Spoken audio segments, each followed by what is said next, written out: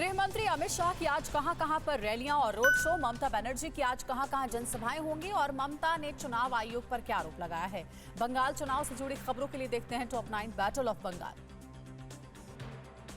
गृह मंत्री अमित शाह आज पश्चिम बंगाल के पूर्वास्थली और नकाशीपाड़ा में जनसभाओं को संबोधित करेंगे और 2 रोड शो में शामिल होंगे। अमित शाह हावड़ा में शाम 5 बजे एक टाउन हॉल में मीटिंग को संबोधित करेंगे। इसके बाद गृह मंत्री हावड़ा में कार्यकर्ताओं के साथ बैठक में शामिल होंगे। टीएमसी पश्चिम बंगाल में चुनाव को लेकर पूरी ताकत झोंक रही है।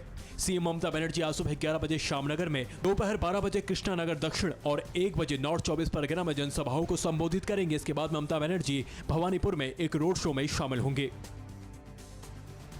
पश्चिम बंगाल चुनाव में अगले 8 दिन में पीएम मोदी की 6, गृह मंत्री अमित शाह की 10 और सीएम ममता बनर्जी की 17 रैलियां होनी हैं। देश में कोरोना के आंकड़े रोज बढ़ रहे हैं। पार्टियां लोगों को कोविड गाइडलाइंस का पालन करने की नसीहत दे रही है, लेकिन चुनाव प्रचार के नाम पर खुद ही इन नियमों की धज्जियां उड़ा रही है। पश्चिम बंगाल की सीएम ममता बनर्जी ने गलसी में चुनाव आयोग पर फिर से बीजेपी के इशारे पर काम करने का आरोप लगाया और कहा कि कोरोना संक्रमण के मामले बढ़ रहे हैं, फिर भी आयोग बाकी 3 चरण के चुनाव एक साथ कराने को राजी नहीं है। ममता के मुताबिक अगर इस दौरान कुछ भी हुआ तो जिम्मेदार आयोग ही होगा। बंगाल में शनिवार को गृह मंत्री अमित शाह ने ममता पर हमला करते हुए ट्वीट किया कि दीदी ने बंगाल को 3 तरह के नागरिकों में बांट दिया है। बाहर से आए घुसपैठिए जो दीदी को जान से प्यारे हैं, बंगाल के आम लोग, जनता जिन्हें दीदी अपने सांस्कृतिक रीति रिवाज, त्योहार नहीं मनाने देती, और हमारे शरणार्थी भाई जिनके साथ दीदी ने कभी न्याय नहीं किया।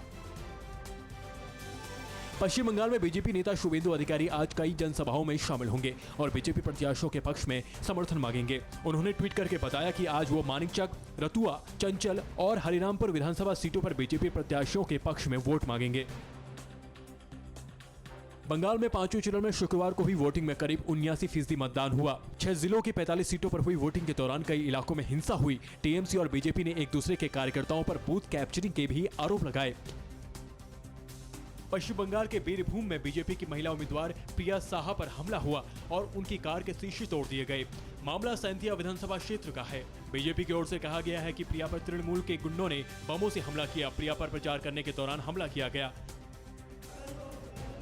नॉर्थ 24 परगना के कमरहाटी से चुनाव लड़ रहे मंत्री मदन मित्रा के शनिवार को 5वें चरण के मतदान के दौरान चुनाव अधिकारियों से तीखी झड़प हो गई। मित्रा अपने पोलिंग बूथ पर पहुंचे तो चुनाव अधिकारी और सुरक्षा बलों ने उन्हें रोकने की कोशिश की, जिसके बाद दोनों के बीच तीखी बहस हो गई।